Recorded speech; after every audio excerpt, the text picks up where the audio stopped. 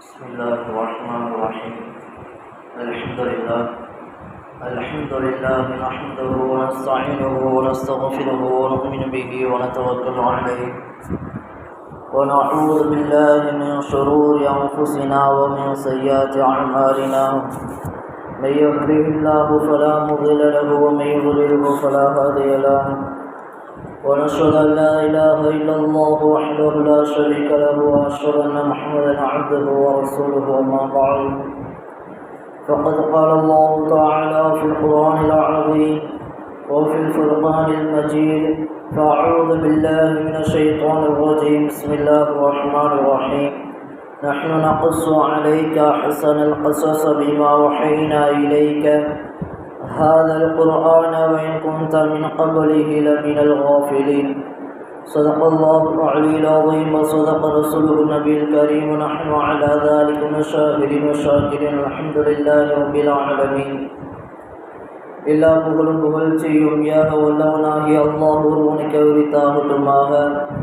அவனுடைய சாந்தியும் சமாதானமும் நமது உயிரிலும் மேலான கண்மணி நாயகம் ரசூலுல்லாஹி ஸல்லல்லாஹு அலைஹி வஸல்லம் அவர்கள் மீதும், அன்னாரை பின்பற்றி வாழ்ந்த உத்தம சத்திய சஹாபாக்கள், தாபியீன்கள், தபஅ தாபியீன்கள், நல்லோர்கள், நாதாக்கள், ஷுஹதாக்கள், குறிப்பாக இந்த ஜும்மா தினத்தன்று இங்கே அமர்ந்திருக்கும் நம் மீதும் உலக மக்கள் அத்துணை நபர்கள் மீதும் என்றொன்று நெருக்கமாக உண்டாகுமாக. ஆமீன்.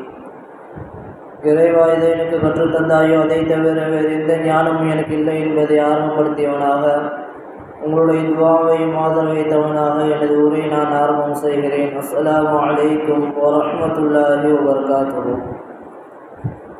கனியமான அல்லாஹ்வின் நல்லடியார்களே,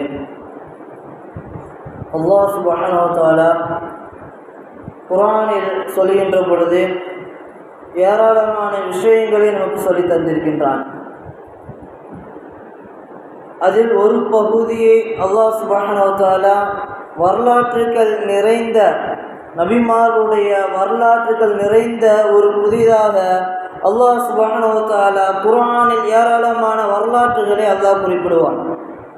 ஒவ்வொரு நபிமார்களுடைய வரலாற்றை பற்றி அல்லாஹ் குறிப்பிடுகின்ற பொழுது சில விஷயங்களை மாத்திரம் அல்லாஹ் சொல்லிவிட்டு சென்று விடுவான். ஆனால் ஒரே ஒரு நபியினுடைய வரலாற்றை மட்டும் அல்லாஹ் ஆரம்பத்திலிருந்து முடிவு வரை அனைத்து விதமான வரலாற்றுகளையும் ஒரே ஒரு நபியினுடைய வரலாற்று அனைத்தையும் அல்லாஹ் குறிப்பிட்டு காட்டுவான். அதில் சில நேரங்களில் அல்லாஹ் குர்ஆனில் சொல்கின்ற பொழுது கஸஸ் என்ற அந்த வார்த்தையை அல்லாஹ் பயன்படுத்துவான். கஸஸ் என்றால் வரலாறு என்ற அர்த்தம். அல்லாஹ் குர்ஆனில் சொல்கின்ற பொழுது சில இடங்களில் கஸஸ் என்று வரலாறு என்பதாக சொல்லிவிட்டு சென்று விடுவான். ஆனால் ஒரே ஒரு நபியினுடைய வரலாற்றை மாத்திரம் அல்லாஹ் சொல்கின்ற பொழுது அஹ்ஸனுல் கஸஸ், அழகிய வரலாறு என்பதாக அல்லாஹ் குறிப்பிடுவான். பெருமானார் ரசூல் ஸல்லல்லாஹு அலைஹி வஸல்லம் அவர்களை அழைத்து அல்லாஹ் சொல்லுவான்: நபியே, அதாவது இதற்கு முன்பு நீங்கள் இப்படிப்பட்ட ஒரு வரலாற்றை நீங்கள் கேள்விப்பட்டிருக்க மாட்டீர்கள். யாரிடத்திலும் நீங்கள் இது சம்பந்தமான வரலாற்றுகளை நீங்கள் கேள்விப்பட்டிருக்க மாட்டீர்கள். அப்படிப்பட்ட ஒரு வரலாற்றை நான் உங்களுக்கு சொல்கிறேன். அது எப்படிப்பட்ட வரலாறு தெரியுமா? அஹ்ஸனுல் கஸஸ், அழகிய ஒரு வரலாறு என்பதாக சையதுனா யூசுப் அலைஹிஸ்ஸலாம் அவருடைய வரலாற்றை அல்லாஹ் ஒவ்வொன்றையும் அல்லாஹ் பெருமானாருக்கு சொல்லி காட்டுவான். சூரா யூசுப் என்ற அந்த அத்தியாயத்தை எடுத்து பார்த்தால் யூசுப் அலைஹிஸ்ஸலாமுடைய ஆரம்பத்தில் இருந்து இறுதி வரை நடக்கக்கூடிய ஒவ்வொரு நிகழ்வுகளையும் அல்லாஹ் குர்ஆனின் மூலமாக அந்த சூரா யூசுப் என்ற அந்த அத்தியாயத்தில் யூசுப் அலைஹிஸ்ஸலாம் அவருடைய முழு நிகழ்வையும் அல்லாஹ் குறிப்பிடுவான். அவர் எதை பற்றியும் அல்லாஹ் அந்த சூறாவில் சொல்ல மாட்டான். முழுக்க முழுக்க யூசுப் அலைஹிஸ்ஸலாம் அவருடைய நிகழ்வுகள் அனைத்தையும் ஒரு வரலாற்றாக பெருமானாரை அழைத்து அல்லாஹ் சொல்லுவான். பெருமானாரை, இதற்கு முன்பு இப்படிப்பட்ட ஒரு வரலாற்றை நீங்கள் கேள்விப்பட்டிருக்க மாட்டீர்கள். இது சாதாரணமான ஒரு வரலாறு அல்ல.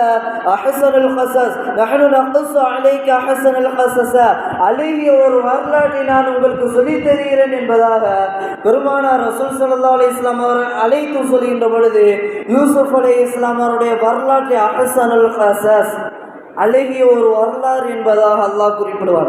இப்படி என்ன அழகிய ஒரு வரலாறு? எல்லா நபிமார்களுக்கும் நிறைய விஷயங்கள் நடந்திருக்கின்றது, நிறைய கஷ்டங்கள் நடந்திருக்கின்றது. ஆனால் அதை பற்றியெல்லாம் அல்லாஹ் லேசாக மேலோட்டமாக அவருடைய வரலாறுகளை தொட்டு சென்ற இறைவன் யூசுப் அலைஹிஸ்ஸலாம் அவருடைய வரலாற்றை மாத்திரம் ஆரம்பத்திலிருந்து இறுதி வரை ஒவ்வொரு நிகழ்வையும் அல்லாஹ் குர்ஆனில் வரிசையாக அடுக்கிக் கொண்டே செல்கிறான் என்றால் யூசுப் அலைஹிஸ்ஸலாம் அவருடைய வரலாற்றுக்கும் நமக்கும் என்ன தொடர்பு? பெருமானார் ரசூல் ஸல்லல்லாஹு அலைஹி வஸல்லம் அவர்கள் சொல்வார்கள், யூசுப் அலைஹிஸ்ஸலாம் அவருடைய வரலாறு என்பது ஏதோ பார்த்து படித்துவிட்டு செல்வதற்கு அல்லாஹ் சொல்லவில்லை. யூசுப் அலைஹிஸ்ஸலாம் அவருடைய வாழ்க்கையில் நடந்த ஒவ்வொரு நிகழ்வும் நமக்கு ஒரு படிப்பினையாக இறைவன் நமக்கு சொல்லி தந்திருக்கிறான் என்பதாக கூறுவார்கள். படித்தான். மற்ற நபிமாருடைய வரலாறுகளை எடுத்து பார்த்தா சில நிகழ்வுகள் நடந்திருக்கும். ஆனால் யூசுப் அலைஹிஸ்ஸலாமுடைய ஒவ்வொரு நிகழ்வுகளையும் நாம் எடுத்து பார்க்கின்ற பொழுது, ஒவ்வொரு வரலாற்று துணுக்குகளையும் நாம் எடுத்து பார்க்கின்ற பொழுது அதிலிருந்து ஒவ்வொன்றும் நமக்கு ஒரு படிப்பினையை ஞாபகப்படுத்தும் என்பதாக பெருமானார் ரசூல் ஸல்லல்லாஹு அலைஹி வஸல்லம் அவர்கள் யூசுப் அலைஹிஸ்ஸலாமுடைய வரலாற்றுகளை சஹாபாக்களுக்கு எடுத்து சொல்வார்கள். அல்லாஹ் ஆரம்பத்திலிருந்து இறுதி வரை யூசுப் அலைஹிஸ்ஸலாமுடைய வரலாற்றை அல்லாஹ் குறிப்பிடுவான். அல்லாஹ் அந்த சூராவின் ஆரம்பத்தில் யூசுப் அலைஹிஸ்ஸலாம் அவருடைய நிகழ்வுகளை தொடங்குகின்ற பொழுது அல்லாஹ் இவ்வாறு சொல்வான், இது கால யூசுப் அலி அபி அபதி இன்னி ரஅய்து அஹத அஷர கௌகபன் வஷம்ஸ வல் கமர ரஅய்துமூஹு லி சாஜிதின் என்ற அந்த ஆயத்தின் மூலமாக யூசுப் அலைஹிஸ்ஸலாம் அவருடைய வரலாற்றை அல்லாஹ் ஆரம்பம் செய்வான். யூசுப் அலைஹிஸ்ஸலாம் அவருடைய அந்த வரலாற்றை இவ்வாறு ஆரம்பம் செய்த இறைவன் அந்த யூசுப் அலைஹிஸ்ஸலாமுடைய வரலாற்றுகளை அல்லாஹ் சொல்கிறான். யூசுப் அலைஹிஸ்ஸலாம் அவர்கள் தன்னுடைய தந்தையை அழைத்து யாக்கூப் அலைஹிஸ்ஸலாம் அவர்களை அழைத்து சொல்கிறார்கள், யா அபதி, என்னுடைய தந்தையை, இன்னி ரஅய்து அஹத அஷர கௌகபன் வஷம்ஸ வல் கமர, நான் என்னுடைய கனவில் 11 நட்சத்திரங்கள் சூரியனும் சந்திரனும் எனக்கு சஜ்தா செய்த நிலையில் ரஅய்துஹும் லி சாஜிதீன், எனக்கு சஜ்தா செய்த நிலையில் நான் அவைகளை கண்டேன் என்பதாக யூசுப் அலைஹிஸ்ஸலாம் அவர்கள் தன்னுடைய தந்தையை அழைத்து சொல்கிறார்கள். அல்லாஹ் அப்படியே குர்ஆனில் குறிப்பிடுவான். அதை தொடர்ந்து அல்லாஹ் குர்ஆனில் சொல்லிக்கொண்டே போவான். யூசுப் அலைஹிஸ்ஸலாம் அவர்கள் தன்னுடைய தந்தை அழைத்து இவ்வாறு கனவில் கண்ட ஒரு விஷயத்தை சொல்கிறார்கள். அப்பொழுது தன்னுடைய தந்தை யாக்கூப் அலைஹிஸ்ஸலாம் அவர்கள் யூசுப் அலைஹிஸ்ஸலாம் அவர்களிடத்தில் சொல்கிறார்கள், யூசுஃபே மகனே, இந்த விஷயத்தை நீ வேறு யாரிடத்திலும் சொல்லிவிடாதே, குறிப்பாக உன்னுடைய 11 சகோதரர்களிடத்தில் இந்த விஷயத்தை நீ சொல்லிவிடாதே. அவர்களிடத்தில் நீ சொன்னால் அவர்கள் மூலமாக உனக்கு சில சிரமங்கள் ஏற்படும், சில பிரச்சனைகள் ஏற்படும், அவர்கள் மூலமாக உனக்கு கஷ்டங்கள் ஏற்படும்.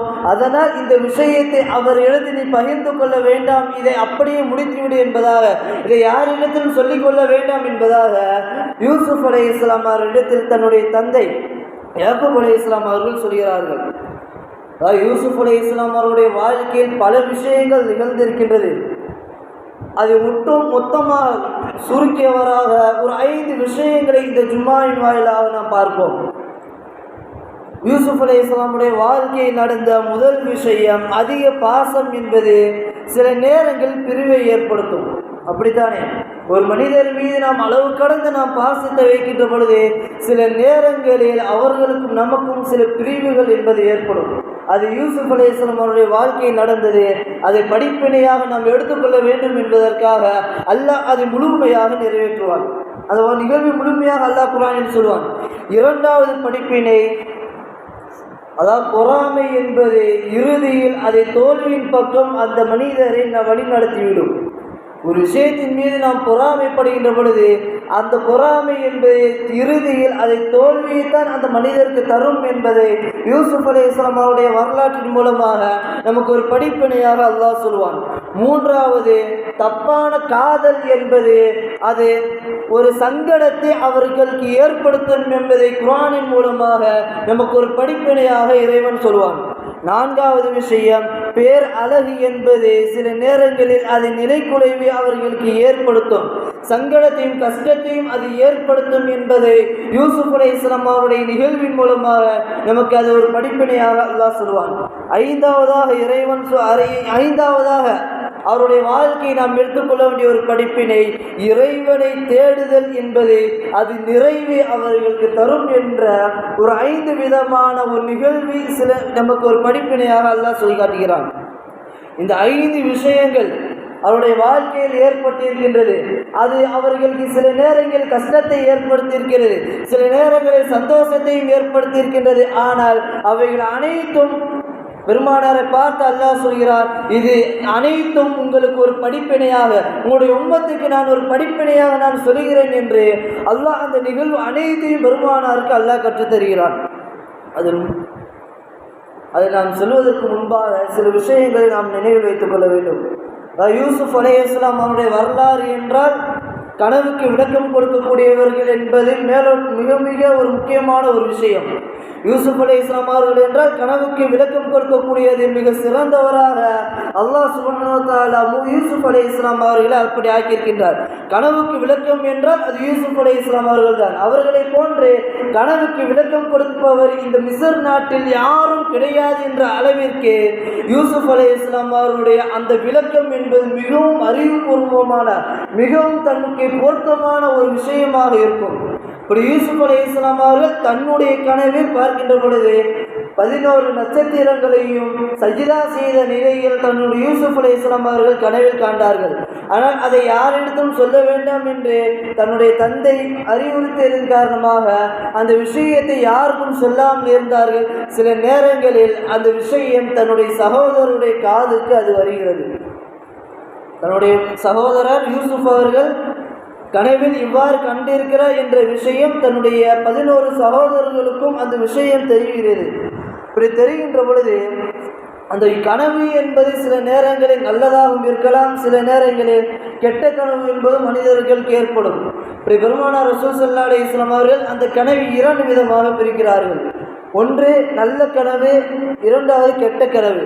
நல்ல கனவு என்பது அல்லாஹ்வின் மூலமாக அல்லாஹ்வினுடைய புறத்திலிருந்து ஏற்படக்கூடிய ஒரு கனவு என்பதாகவும், கெட்ட கனவு என்பது ஷைத்தானுடைய புறத்திலிருந்து ஷைத்தானுடைய தீங்கின் மூலமாக அந்த கெட்ட கனவு மனிதனுக்கு ஏற்படும் என்பதாக பெருமானார் ரசூல் ஸல்லல்லாஹு அலைஹி வஸல்லம் அவர்கள் கனவை 2ஆக பிரித்து நல்ல கனவு என்பது அல்லாஹ்வின் புறத்திலிருந்தும் கெட்ட கனவு ஷைத்தானுடைய புறத்திலிருந்தும் ஏற்படும் என்று பெருமானார் ரசூல் ஸல்லல்லாஹு அலைஹி வஸல்லம் அவர்கள் சொல்லி, ஒரு மனிதனுடைய கனவில் கெட்ட கனவு ஒரு மனிதனுக்கு ஏற்பட்டது என்று சொன்னால் அந்த மனிதர் என்ன செய்ய வேண்டும் என்பது பெருமானார் நமக்கு கற்றுத்தருகிறார்கள். நமக்கு ஒரு கெட்ட கனவு ஏற்படுகிறது என்று சொன்னால் பெருமானார் ரசூல் ஸல்லல்லாஹு அலைஹி வஸல்லம் அவர்கள் சொல்கிறார்கள், ஒரு மனிதருக்கு ஒரு கெட்ட கனவு ஏற்படுகிறது என்று சொன்னால் அந்த மனிதர் தூக்கத்திலிருந்து உடனடியாக விழித்து கொள்ள வேண்டும். அப்படியே தூக்கத்திலிருந்து எழுந்து விட்டார் என்று சொன்னார் அவர் உடனடியாக அஊது பில்லாஹி மினஷ் ஷைத்தானிர் ரஜீம் என்ற வாசகத்தை ஓதி தன்னுடைய இடது புறத்தின் பக்கம் அவர் துப்பட்டும் என்பதாக பெருமானார் ரசூல் ஸல்லல்லாஹு அலைஹி வஸல்லம் அவர்கள் கூறினார்கள். அப்படி அந்த மனிதர் அஊது பில்லாஹி மினஷ் ஷைத்தானிர் ரஜீம் என்று சொல்லி தன்னுடைய இடது புறத்தில் துப்பிக்கொண்டு அந்த மனிதர் மீண்டும் தூங்க ஆரம்பித்தார் என்று சொன்னார் அந்த கனவின் மூலமாக அவருக்கு எந்த ஒரு பாதிப்பும் ஏற்படாது என்பதாக பெருமானார் ரசூல் ஸல்லல்லாஹு அலைஹி வஸல்லம் அவர்கள் சொன்ன அந்த விஷயம் ஜாமி ஸகீர் என்ற அந்த கிதாபில் பதிவு செய்யப்பட்டிருக்கிறது. பெருமானார் ரசூல் ஸல்லல்லாஹு அலைஹி வஸல்லம் அவர்கள் கனவு 2 விதமாக ஏற்படும். ஒன்று நல்ல கனவு ஏற்படும், மற்றொன்று கெட்ட கனவு ஏற்படும். அப்படி கெட்ட கனவு ஏற்படுகின்ற பொழுது அந்த மனிதர் என்ன செய்ய வேண்டும் என்பதை பெருமானார் ரசூல் ஸல்லல்லாஹு அலைஹி வஸல்லம் அவர்கள் நமக்கு அழகாக சொல்லி தந்திருக்கிறார்கள். சரி, இப்போ அந்த 5 விஷயம் யூசுப் அலைஹிஸ்ஸலாமுடைய வாழ்க்கையில் நடந்த அந்த 5 விஷயத்தை நாம் எப்படி ஒரு படிப்பினையாக நாம் எடுத்துக்கொள்ள வேண்டும், பெருமானார் அதை எப்படி நமக்கு ஒரு படிப்பினையாக பெற்றுக் கொடுத்தார்கள் என்பதை அந்த நிகழ்வின் மூலமாக பார்க்கின்ற பொழுது, முதல் விஷயம், அதிக பாசம் ஏற்படும் போது அது இறுதியில் பிரிவை ஏற்படுத்தும். அதாவது யூசுப் அலைஹிஸ்ஸலாம் அவர்கள், அவருடைய தந்தை யாக்கூப் அலைஹிஸ்ஸலாம் அவர்கள், தந்தையும் அல்லாஹ் நபியாக தேர்ந்தெடுத்திருக்கின்றான், மகனான யூசுப் அலைஹிஸ்ஸலாம் அவர்களையும் இறைவன் நபியாக தேர்ந்தெடுத்திருக்கின்றான். இப்படி ஒரு குடும்பத்தில் தந்தையும் மகன் இருவரும் ஒரே நேரத்தில் ஒரே சமூகத்தில் நபியாக அனுப்பப்பட்டிருக்கிறார்கள். இப்படி யாக்கூப் அலைஹிஸ்ஸலாம் அவர்களுக்கு மொத்தம் 12 ஆண் மகன்கள், பெண் பிள்ளைகளே கிடையாது, மொத்தம் 12 ஆண் மகன்கள். அதில் இறுதி மகனாகத்தான் அல்லாஹ் சுப்ஹானஹு வ தஆலா யூசுப் அலைஹிஸ்ஸலாம் அவர்களை யாக்கூப் அலைஹிஸ்ஸலாம் அவர்களுக்கு இறுதி மகனாக அல்லாஹ் கொடுத்தான். இப்படி 12 மகன்கள் யாக்கூப் அலைஹிஸ்ஸலாம் அவர்களுக்கு இருக்கிறார்கள்.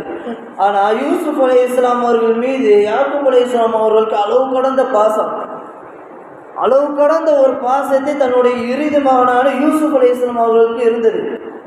யூசுப் அலைஹிஸ்ஸலாம் அவங்களுக்கும் அதிகமான பாசத்தை தன்னுடைய தந்தையின் மீது வைத்திருந்தார்கள். மற்ற 11 மகன்கள் மீது இல்லாத அந்த பாசம் யூசுப் அலைஹிஸ்ஸலாம் அவர்கள் மீது அளவு கடந்த ஒரு பாசம் யாக்கூப் அலைஹிஸ்ஸலாம் அவர்களுக்கு இருந்தது. பட் அதிகமான ஒரு பாசம் ஏற்பட்டதால் அல்லாஹ் சுப்ஹானஹு வ தஆலா இருவருக்கும் மத்தியில் சில பிரிவை ஏற்படுத்தி இறைவன் சோதிக்க செய்தார். ஏன், இருவரும் நபியாக இருக்கிறார்கள். நபிமார்களுக்கு சோதனை என்பது புதியது கிடையாது. சோதனை என்பது இறைவனுடைய புறத்தில் இருந்து, அதிலும் குறிப்பாக மற்றவர்களுக்கு ஏற்படுவதை விட நபிமார்களுக்கு சோதனை என்பது அளவு கடந்த அதிகமான சோதனைகள் ஏற்பட்டிருக்கின்றது. அப்படி இருவரும் அதிகமான பாசத்தை ஏற்படுத்தியவர்கள், இருவருக்கு மத்தியில் சில பிரிவுகள் ஏற்படுகிறது. அப்படி சில பிரிவுகள் ஏற்படுகின்ற பொழுது அவர்களுக்கு இன்னும் கிட்டத்தட்ட எத்தனை வருடங்கள் என்றால் 40 வருடங்கள் இருவரும் பிரிந்திருந்தார்கள் என்பதாக வரலாற்றுகளில் குறிப்பிடுவார்கள். அப்படி யாக்கூப் அலைஹிஸ்ஸலாம் அவர்கள் அளவு கடந்த ஒரு பாசத்தை வைத்திருக்கின்ற பொழுது யூசுப் அலைஹிஸ்ஸலாம் அவர்களுக்கும் யாக்கூப் அலைஹிஸ்ஸலாம் அவர்களுக்கும் அல்லாஹ் சுப்ஹானஹு வ தஆலா பிரிவை ஏற்படுத்துகிறான். பெருமானார் ரசூல் ஸல்லல்லாஹு அலைஹி வஸல்லம் அவர்கள் கூட சொல்வார்கள், அதாவது இறைவனை தவிர இந்த உம்மத்தின் மீது நான் அளவு கடந்த ஒரு பாசம், எனக்கு நெருங்கிய ஒரு நண்பராக நான் ஆக்கிக் கொள்ள வேண்டும் என்றால் நான் அபூபக்கர் சித்தீக் ரலியல்லாஹு அன்ஹு அவர்களை நான் எனக்கு நெருங்கிய ஒரு நண்பராக, எனக்கு நெருங்கிய ஒரு நேசராக நான் ஆக்கிக் கொள்வேன் என்பதாக பெருமானார் ரசூல் ஸல்லல்லாஹு அலைஹி வஸல்லம் அவர்கள் சொல்வார்கள். இப்போ முதல் இடத்தில் இருக்கக்கூடியது இறைவன். நாம் அளவு கடந்த ஒரு பாசம் முதலில் நாம் வைக்க வேண்டும் என்று சொன்னால் நான் முதலில் இறைவனின் மீது வைக்க வேண்டும், இரண்டாவதாக பெருமானாரின் மீது வைக்க வேண்டும், மூன்றாவது மற்றவர்கள் மீது அந்த நேசத்தை நாம் வெளிப்படுத்த வேண்டும் என்பதை பெருமானார் ரசூல் ஸல்லல்லாஹு அலைஹி வஸல்லம் அவர்கள் இந்த ஹதீஸின் மூலமாக நமக்கு சொல்லித் தருவார்கள். இந்த விஷயத்தில் நமக்கு கிடைக்கக்கூடிய ஒரு படிப்பினை, நாம் ஒரு மனிதன் மீது அளவு கடந்து நாம் பாசம் வைக்கின்ற பொழுது அது சில நேரங்கள் நமக்கு பிரிவை ஏற்படுத்துகின்ற பொழுது நாம் முழு நம்பிக்கையை நாம் முதலில் இறைவனின் மீது வைக்க வேண்டும். முழு நம்பிக்கையை நாம் இறைவனின் மீது நாம் வைக்க வேண்டும். நாம் முழு நம்பிக்கை நாம் இறைவனின் மீது வைத்தோம் என்று சொன்னால் நாம் பிரிந்திருக்கக்கூடிய அந்த உறவு என்பது இறுதியில் ஒன்று சேர்க்கக்கூடிய ஒரு வாய்ப்பை அல்லாஹ் தருவான் என்பதையும் யூசுப் அலைஹிஸ்ஸலாமுடைய வரலாற்றின் மூலமாக நமக்கு படிப்பினையாக தருவான். இரண்டாவது விஷயம் பொறாமை. பொறாமை என்பது அது சில நேரங்களில் வெற்றியை தந்தாலும் கூட, ஆனால் அது இறுதியில் அது தோல்வியைத்தான் கொடுக்கும். சில நேரங்கள் பொறாமை நமக்கு ஒரு வெற்றியை தரலாம், வெற்றி தரணும் என்று நாம் நினைக்கலாம், அது வெற்றியை நமக்கு தந்திருக்கிறது என்று நாம் எண்ணலாம், ஆனால் இறுதியில் அந்த பொறாமை என்பது தோல்வியைத்தான் நான் தரும். அதையும் யூசுப் அலைஹிஸ்ஸலாமுடைய வரலாற்றின் மூலமாக நமக்கு ஒரு படிப்பினையாக தருவான். யாக்கூப் அலைஹிஸ்ஸலாம் அவர்கள் தன்னுடைய மகன் யூசுப் அலைஹிஸ்ஸலாம் அவர்கள் மீது அதிகமான பாசம் வைத்திருந்தார்கள். அந்த பாசத்தினுடைய விளைவு எப்படி ஆகிவிட்டது என்று சொன்னால், மற்ற 11 சகோதரர்கள் இருக்கிறார்கள் பார்த்தீர்களா, அவர்கள் யூசுப் அலைஹிஸ்ஸலாம் அவர்கள் மீது சில பொறாமை ஏற்பட்டது. தந்தை நம்மீது பாசம் இல்லாமல் நம்மளை ஒரு பொருட்டாக கவனிக்காம கடைசியாக பிறந்த யூசுஃபின் மீது அளவு கடந்த பாசத்தை வைத்திருக்கிறாரு, அளவு கடந்த ஒரு மரியாதையை வைத்திருக்கிறாரு, எந்த நேரமும் யூசுஃபோடவே அவர் இருக்கிறாரு என்ற ஒரு பொறாமை 11 சகோதரர்களுக்கும் ஏற்பட்டது. அந்த பொறாமை ஏற்பட்டதின் விளைவு என்னென்னா, அல்லாஹ் குர்ஆனில் அதை அப்படியே சொல்வான். 30-34 வசனங்களை அல்லாஹ் அதை அப்படியே சொல்லி காட்டுவான். அந்த பொறாமை என்பது யூசுப் அலைஹிஸ்ஸலாம் அவர்களை கொலை செய்து விடுவோம் என்ற ஒரு நிலைக்கு அவர்கள் தள்ளப்பட்டார்கள். தன்னுடைய சகோதரர் யூசுப் அவர்களை நாம் கொலை செய்து விட்டோம் என்று சொன்னால் தந்தையினுடைய முழு கவனம் நம்மீது வந்துவிடும் என்ற ஒரு எண்ணம் அந்த சகோதரர்களுக்கு ஏற்பட்டது. அந்த பொறாமையினுடைய விளைவு தன்னோடு பிறந்த அந்த சகோதரர் யூசுப் அலைஹிஸ்ஸலாம் அவர்களை கொலை செய்து விடுவோம் என்ற ஒரு எண்ணம் அவருடைய உள்ளத்தில் ஏற்பட்டது. அவர்களுக்கு மத்தியில் பேசிக் கொண்டிருக்கின்ற பொழுது அவரை நாம் கொலை செய்து விடுவோம் என்று சொல்கின்ற பொழுது ஒரே ஒரு சகோதரர் மட்டும் நாம் அவரை கொலை செய்ய வேண்டாம், அதற்கு பதிலாக நாம் ஒரு பாலடைந்த ஒரு கிணற்றில் நாம் தூக்கி போட்டோம் என்று சொன்னார். பயணிகள் வரக்கூடியவர்கள் யூசுஃபை எடுத்துவிட்டு சென்று விடுவார்கள். அப்படி சென்று விட்டார் என்று சொன்னால் தொலைதூரத்துக்கு யூசுப் சென்று விட்டார் என்றால் நம்முடைய தந்தைக்கும் யூசுஃபுக்கும் ஒரு தொடர்பு என்பது பிரிந்துவிடும், நம்மீது அதிகமான கவனத்தை செலுத்துவார். அதனால் நாம் யூசுஃபை கொலை செய்ய வேண்டாம், அவரை நாம் ஒரு பாலடைந்த ஒரு கிணற்றில் நாம் தூக்கி போட்டு விடுவோம் என்பதாக ஒரு சகோதரர் இவ்வாறு சொன்னார். இதையும் அல்லாஹ் அப்படியே குர்ஆனில் சொல்லி காட்டுவான். இப்படி பொறாமை என்பது சில நேரங்களில் அது அவர்களுக்கு மத்தியில் பிரிவை ஏற்படுத்துதோ இல்லையோ, மிக பெரும் ஒரு தவறான ஒரு வழியின் பக்கம் அது அப்படியே கொண்டு சென்றோம். ஒரு பொறாமை, அதை நாம் சாதாரணமாக நினைக்கிறோம். ஆனால் அந்த பொறாமை என்பது சில நேரங்களில் அது தவறான ஒரு வழியின் பக்கம் அவர்களை வழிநடத்தி செல்லக்கூடிய ஒரு விஷயமாக இருக்கிறது என்பதை அல்லாஹ் சுப்ஹானஹு வ தஆலா யூசுப் அலைஹிஸ்ஸலாமுடைய இந்த நிகழ்வில் நமக்கு ஒரு படிப்பினை. பொறாமை என்பது நாம் ஒரு விஷயத்தின் மீது நாம் பொறாமைப்படுகிறோம் என்று சொன்னார். அதாவது பொதுவாக நம்ம குடும்பத்திலையும் பார்க்கலாம். முதல் மகன் பிறந்திருப்பான், இரண்டாவதாக ஒரு மகன் பிறக்கின்ற பொழுது முதல் மகனில் இருக்கக்கூடிய அந்த பாசத்தை விட இரண்டாவதாக பிறந்த அந்த குழந்தையின் மீது தான் பாசம் என்பது அதிகரிக்கும். அது பொதுவாக மனிதர்களிடத்தில் இருக்கக்கூடிய ஒரு இயல்பான ஒரு விஷயம். ஆனால் அந்த விஷயம் என்பது மூத்த மகனுக்கு ஒரு பொறாமை ஏற்படுத்துகின்ற அளவிற்கு பெற்றோர்கள் இருந்துவிடக்கூடாது என்பதையும் அல்லாஹ் சுப்ஹானஹு வ தஆலா இந்த நிகழ்வின் மூலமாக நமக்கு ஒரு படிப்பினையாக சொல்லி காட்டுகிறான். மூன்றாவது விஷயம், தப்பான காதல் என்பது சில நேரங்களில் அதை சங்கடத்தையும் கஷ்டத்தையும் அது ஏற்படுத்தும். யூசுப் அலைஹிஸ்ஸலாம் அவர்கள் கிணற்றில் தூக்கி வீசப்பட்டார்கள். அப்படியே சில நாட்கள் கழிகிறது. பயணத்திற்காக வரக்கூடிய அந்த கூட்டம் தண்ணீருக்கு தேடுகிறார்கள். ஒரு கிணற்றை பார்க்கிறார்கள். அந்த கிணற்றில் தண்ணீர் இருப்பதை பார்த்து வாளியை கீழே இறக்கி தண்ணீரை மேலே ஏற்றுகின்ற பொழுது யூசுப் அலைஹிஸ்ஸலாம் அவர்கள் அந்த கயிற்றை பிடித்து கொண்டு அந்த மேலே அப்படியே இழுக்க யூசுப் அலைஹிஸ்ஸலாம் அவர்களும் மேலே வருகிறார்கள். மக்கள் பார்த்தார்கள், உள்ளே இருந்து ஒரு குழந்தை வருகிறது, அதுவும் அழகான ஒரு குழந்தை இருக்கிறது, இதை நாம் என்ன செய்யலாம் என்று பார்க்கின்ற பொழுது நாம் இந்த குழந்தையை நாம் சந்தையில் விற்று விடுவோம் என்று சந்தைக்கு அழைத்து செல்கிறார்கள். சந்தைக்கு அழைத்து யூசுப் அலைஹிஸ்ஸலாம் அவர்கள் சந்தையில் விற்பதற்காக கொடுக்கின்ற பொழுது அந்த மிஸ்ர் நாட்டினுடைய மன்னர் அசீஸ் என்ற அந்த மன்னர் யூசுப் அலைஹிஸ்ஸலாம் அவர்களை விலை கொடுத்து அந்த குழந்தையை வாங்குகிறார்கள். மிகவும் அழகாக இருப்பதை பார்த்த மன்னர் குழந்தையை விலை கொடுத்து வாங்கி தன்னுடைய அரண்மனைக்கு அழைத்து சென்று தன்னுடைய அரண்மனையில் வைத்து கொண்டு யூசுப் அலைஹிஸ்ஸலாம் அவர்களை பராமரித்து வருகிறார்கள்.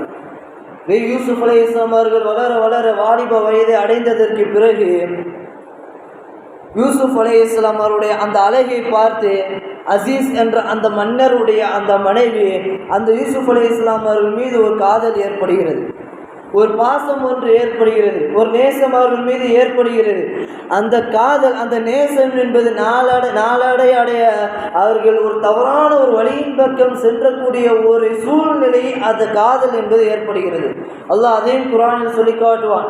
யூசுப் அலைஹிஸ்ஸலாம் அவர்கள் மன்னருடைய வீட்டில் அரண்மனையில் இருக்கிறார். மன்னருடைய மனைவி யூசுப் அலைஹிஸ்ஸலாம் அவர்களிடத்தில் தவறாக நடந்து கொண்டார் என்பதாக அல்லாஹ் சுப்ஹானஹு வ தஆலா குர்ஆனில் அந்த விஷயத்தை குறிப்பிட்டு காட்டுவான்.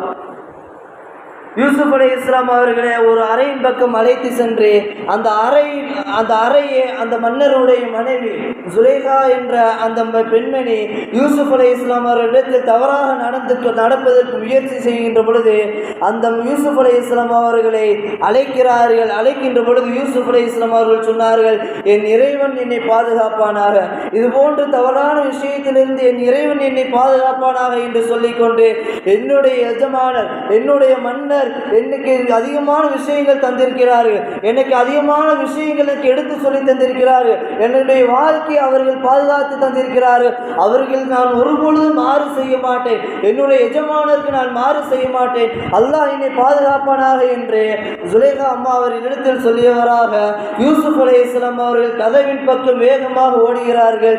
கிட்டத்தட்ட 7 வாசல்கள் அதில் இருக்கிறது.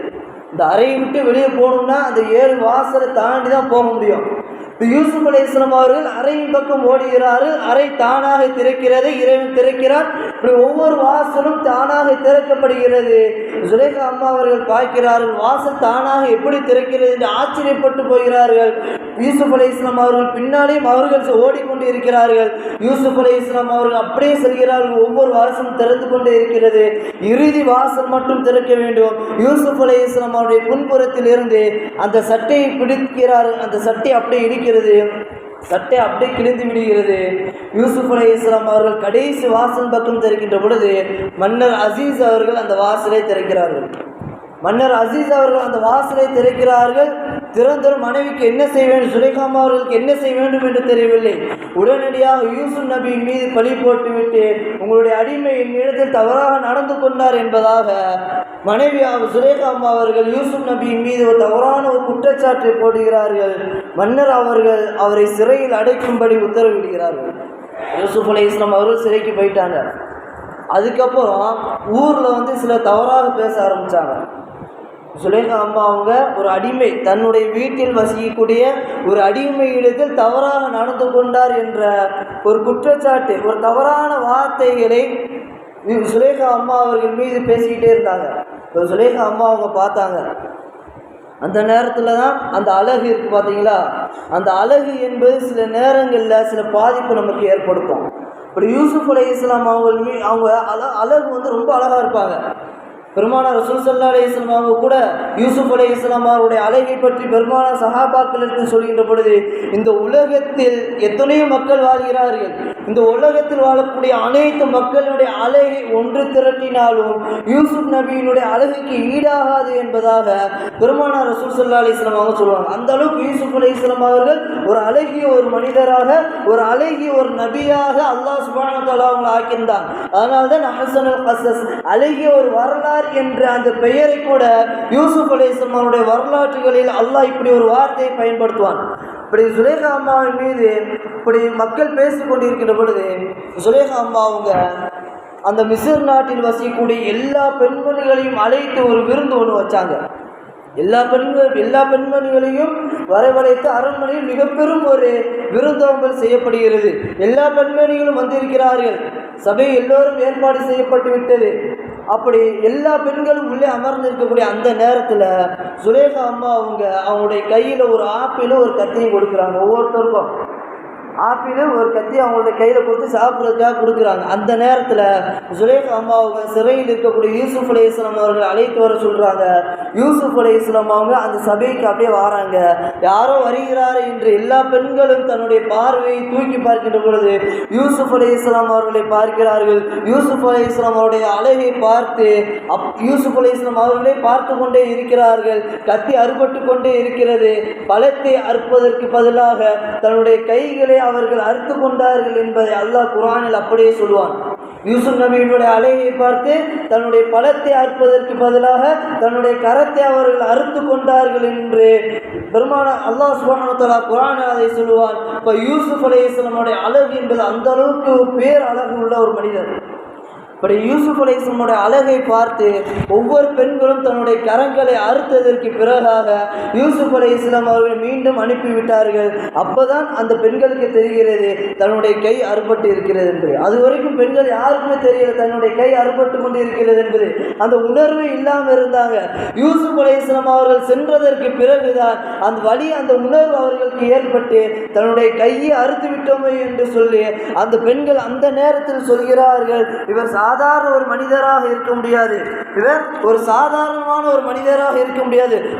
அந்த பெண்கள் சொல்கிறார்கள், ஹாஷா லில்லாஹி, அல்லாஹ் மிகவும் தூய்மையானவன், மஹாதா பஷர், இவர் சாதாரணமான ஒரு மனிதரை கிடையாது, இவர் மனிதரை கிடையாது, இன் ஹாதா இல்லா மலக்குன் கரீமுன், இவர் சங்கையான ஒரு மலக்காகத்தான் இருக்க முடியும் என்று ஒவ்வொரு பெண்களும் யூசுப் அலைஹிஸ்ஸலாம் அவருடைய தன்மையை விளங்கிக் கொண்டு, யூசுப் அலைஹிஸ்ஸலாம் அவருடைய மகத்துவத்தை விளங்கிக் கொண்டு, இவர் சாதாரணமான ஒரு மனிதராக இருக்க முடியாது, இறைவனால் அனுப்பப்பட்ட மிக பெரும் ஒரு மலக்காகத்தான் இவர் இருப்பார், சங்கையான கண்ணியமுள்ள ஒரு மலக்காகத்தான் இவர் இருப்பார் என்று ஒவ்வொரு பெண்களும் சொல்கின்ற அளவிற்கு யூசுப் அலைஹிஸ்ஸலாம் அவருடைய வாழ்க்கையை அல்லாஹ் அப்படியே சொல்லி காட்டுவான். இப்போ பேர் அழகு என்பது சில நேரங்களில் நமக்கு ஒரு கஷ்டத்தை ஏற்படுத்தும். சில நேரங்களில் அது நம்மளை ஒரு தவறான ஒரு வழியின் பக்கம் ஒரு மனிதனை அழைத்து செல்லும் என்பதை அல்லாஹ் சுப்ஹானஹு வ தஆலா யூசுப் அலைஹிஸ்ஸலாமுடைய இந்த நிகழ்வின் மூலமாக நமக்கு ஒரு படிப்பினையாக அல்லாஹ் சொல்லி தருகிறான். அது மட்டும் இல்லாமல் அல்லாஹ் சுப்ஹானஹு வ தஆலா சொல்லுவான், யூசுப் அலைஹிஸ்ஸலாம் அவர்கள் இறைவனின் பக்கம் ஒரு மனிதர் அதிகமான தேட்டம் இருக்கிறது என்று சொன்னால் அந்த இறைவனுடைய அந்த தேட்டம் என்பது அல்லாஹ் சுப்ஹானஹு வ தஆலா அந்த மனிதருக்கு நிறைவான ஒரு வாழ்க்கையை அல்லாஹ் தருவான். நிறைவான ஒரு வாழ்க்கையை அல்லாஹ் சுப்ஹானஹு வ தஆலா அந்த மனிதருக்கு தருவான் என்பதை யூசுப் அலைஹிஸ்ஸலாமுடைய இந்த நிகழ்வின் மூலமாக நமக்கு ஒரு படிப்பினையாக பெறுகிறது. யூசுப் அலைஹிஸ்ஸலாம் அவர்கள் சுலேகா அம்மா அவங்களால சிறைக்கு அனுப்பப்பட்டாங்க. இப்படி சிறையில் இருக்கும்போது 2 மனிதருக்கு கனவு ஏற்படுது. இப்படி 2 மனிதருக்கு 2 விதமான கனவு ஏற்படுகிறது. இதுக்கு என்ன விளக்கம் என்று தெரியாமல் இருக்கின்ற பொழுதுதான் அந்த சிறையில் அவர்களோடு இருக்கக்கூடிய யூசுப் அலைஹிஸ்ஸலாம் அவர்களிடத்தில் சொல்கிறார்கள். அப்பொழுது யூசுப் அலைஹிஸ்ஸலாம் அவர்கள் சொன்னார்கள், உங்களுக்கு மிக பெரும் ஒரு பதவி உங்களுக்கு கிடைக்க இருக்கிறது.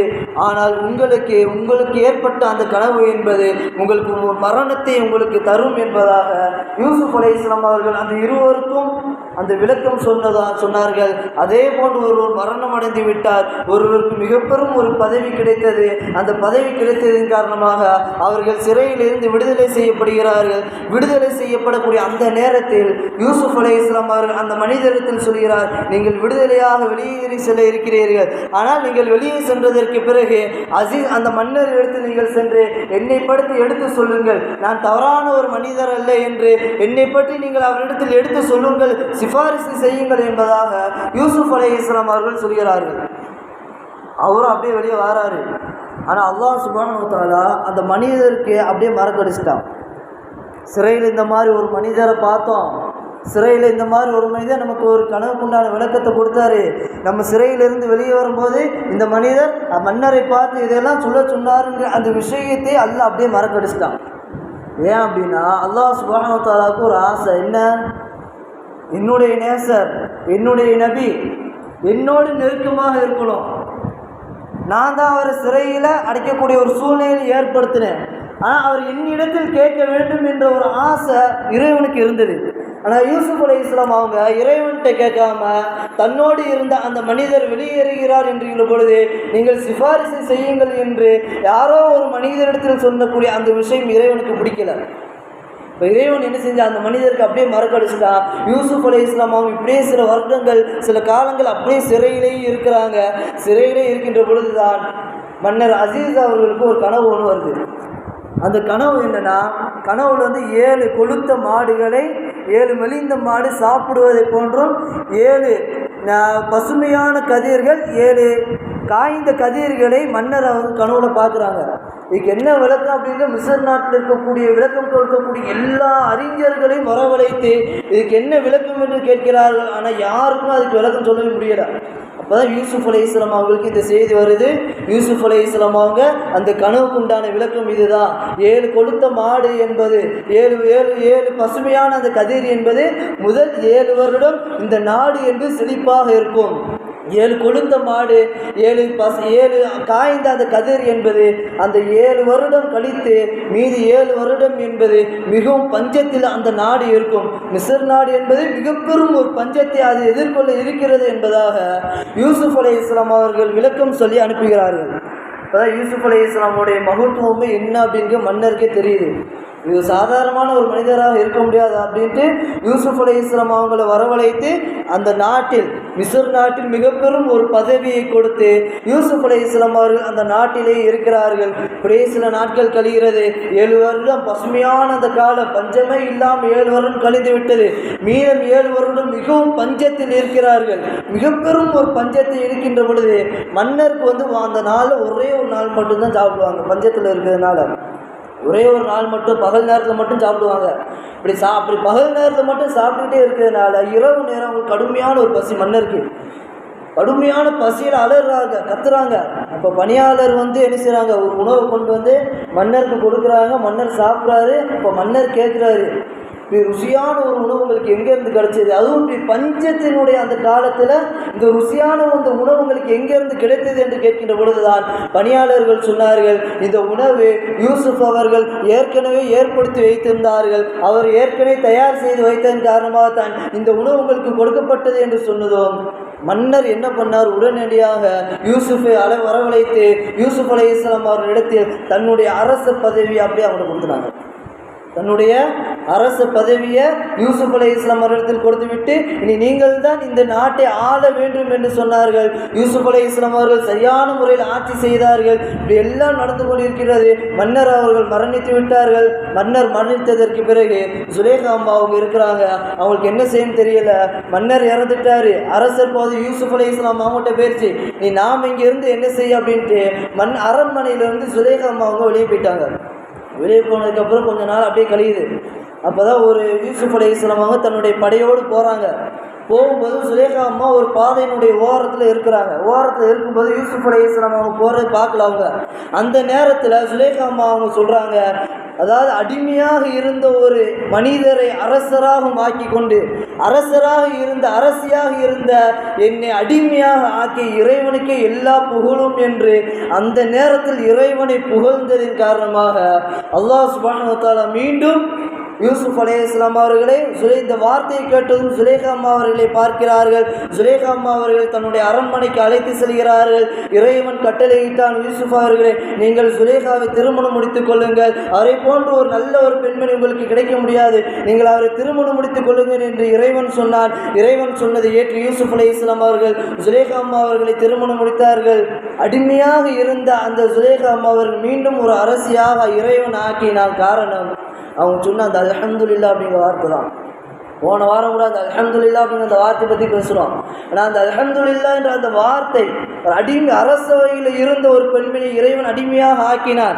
அதற்கடுத்து இப்படி ஒரு வார்த்தையை சொல்லி அல்ஹம்துலில்லாஹ் என்ற அந்த வார்த்தையை சொன்னதும் இறைவன் மீண்டும் அரசியாக ஆக்கினார். யூசுப் அலைஹிஸ்ஸலாம் அவர்களை மனைவியாகவும் ஆக்கி இருவருக்கும் ஒரு இரண்டு குழந்தைகளை இருவரும் பெற்றெடுத்தார்கள் என்பதை எல்லாம் அல்லாஹ் சுப்ஹானஹு வ தஆலா யூசுப் அலைஹிஸ்ஸலாமுடைய வரலாற்றுகளில் குறிப்பிடுவான். இப்போ யூசுப் அலைஹிஸ்ஸலாம் அவருடைய வாழ்க்கையில் நடக்கக்கூடிய ஒவ்வொரு நிகழ்வும் நமக்கு ஒரு படிப்பினை. யூசுப் அலைஹிஸ்ஸலாமுடைய வாழ்க்கையில் எல்லா விதத்திலும் ஏற்பட்ட ஒவ்வொரு விஷயமும் ஒவ்வொரு நிகழ்வும் என்பது நமக்கு ஒரு படிப்பனையாக அல்லாஹ் சுப்ஹானஹு வ தஆலா கொடுத்திருக்கிறான். அதனால்தான் எந்த ஒரு நபியினுடைய வரலாற்றுக்கும் சொல்லப்படாத ஒரு வார்த்தை அல்லாஹ் சுப்ஹானஹு வ தஆலா அஹ்ஸனுல் கஸஸ் அழகிய ஒரு வரலாறு என்பதை அல்லாஹ் குர்ஆனில் சொல்லிக்கொண்டு யூசுப் அலைஹிஸ்ஸலாம் அவருடைய வாழ்க்கையை அல்லாஹ் இப்படி அழகுபடுத்தி இருக்கிறார். நமக்கு ஒரு படிப்பினையாக நமக்கு அல்லாஹ் தந்திருக்கிறார். நாம் இந்த வரலாற்றுகளை படித்து நாம் ஒரு படிப்பினையாக நாம் பெற்றுக்கொள்ளக்கூடிய பாக்கியத்தை அல்லாஹ் சுப்ஹானஹு வ தஆலா நம் அனைவருக்கும் தந்தல் وآخر دعوانا الحمد لله رب العالمين. السلام عليكم ورحمة الله وبركاته.